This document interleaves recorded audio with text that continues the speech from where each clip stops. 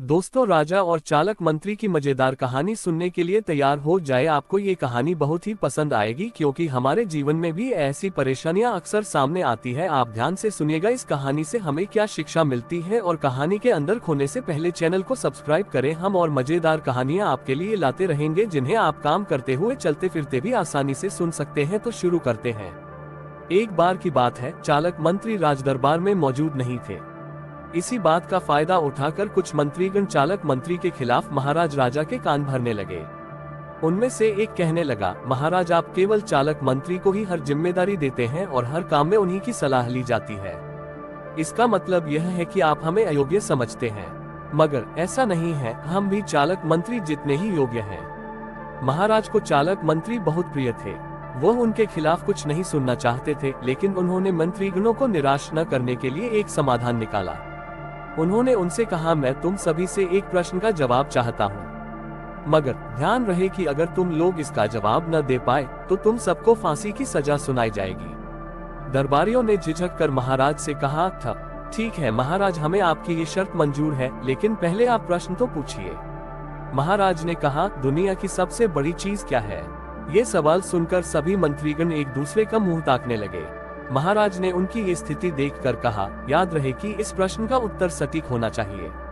मुझे कोई भी अटपटा सा जवाब नहीं चाहिए। इस पर मंत्रीगणों ने राजा से इस प्रश्न का उत्तर देने के लिए कुछ दिनों की मोहलत मांगी। राजा भी इस बात के लिए तैयार हो गए। महल से बाहर निकलकर सभी मंत्रीगण इस प्रश्न का उत्तर ढूंढने लगे। पहले ने कहा कि दुनिया की सबसे बड़ी चीज भगवान है, तो दूसरा कहने लगा कि दुनिया की सबसे बड़ी चीज भूख है। तीसरे ने दोनों के जवाब को नकार दिया और कहा कि भगवान कोई चीज नहीं है और भूख को भी बर्दाश्त किया जा सकता है। इसलिए राजा के प्रश्न का उत्तर इन दोनों में से कोई नहीं है। धीरे धीरे समय बीतता गया और मोहलत में लिए गए सभी दिन भी गुजर गए। फिर भी राजा द्वारा पूछे गए प्रश्न का जवाब न मिलने पर सभी मंत्रीगणों को अपनी जान की फिक्र सताने लगी। कोई अन्य उपाय न मिलने पर वो सभी चालक मंत्री के पास पहुंचे और उन्हें अपनी पूरी कहानी सुनाई। चालक मंत्री पहले से ही इस बात से परिचित थे। उन्होंने उनसे कहा, मैं तुम्हारी जान बचा सकता हूँ, लेकिन तुम्हें वही करना होगा जैसा मैं कहूँ। सभी चालक मंत्री की बात पर राजी हो गए।